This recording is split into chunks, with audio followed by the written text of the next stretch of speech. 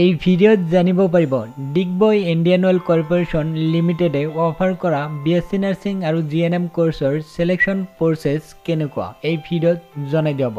ইতিমধ্যে কেণ্ডিডেট গম পাইছে ফৰ্ম ফিল আপ আৰম্ভ হৈছে। লগতে এই ভিডিওত জনাই দিব পৰীক্ষা কেতিয়া হ'ব, ফৰ্ম ফিল আপ কৰাৰ লাষ্ট ডেট কেতিয়া। এই ভিডিওৰ ডেছক্ৰিপশ্যনত লিংক পাব, সেই লিংকত ক্লিক কৰিব।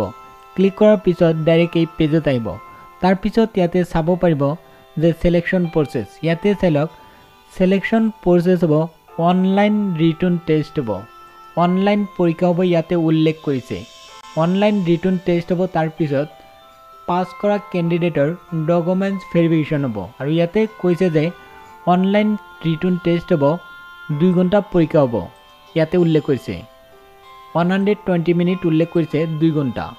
তাৰ পিছত ইয়াতে কৈছে যে কেণ্ডিডেটৰ ৰিটাৰ্ণ টেষ্ট ক'ত হ'ব, টাইম, তাৰপিছত ক'ত হ'ব এইখিনি ডিটেইলছ এডমিট কাৰ্ডত জনাই দিব। তাৰপিছত ইয়াতে চাই লওক পৰীক্ষাৰ ডেট ইয়াতে উল্লেখ কৰিছে, অনলাইন টেষ্টৰ ডেট উল্লেখ কৰিছে ডিচেম্বৰ মাহৰ 16 তাৰিখ। এইটো কনফাৰ্ম নহয়, ইয়াতে লিখিছে টেণ্টেটিভ, মানে তাৰিখ এটা ধৰি দিছে।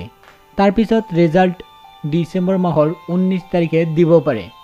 ইয়াতে চালক অনলাইন টেষ্টৰ 16 তাৰিখ বুলি লিখিছে ডিচেম্বৰ মাহৰ, এইটো ধৰি দিছে। কিবা হাল সলনি হ'লে আপডেট দি দিব। এডমিট কাৰ্ডত লিখা থাকিব পৰীক্ষাৰ তাৰিখ, তাৰপিছত পৰীক্ষা ক'ত হ'ব।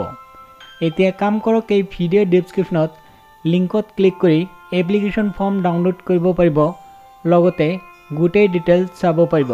ভিডিঅ'ৰ ডেছক্ৰিপশ্যনত লিংক দিছোঁ, এতিয়াই চেক কৰক।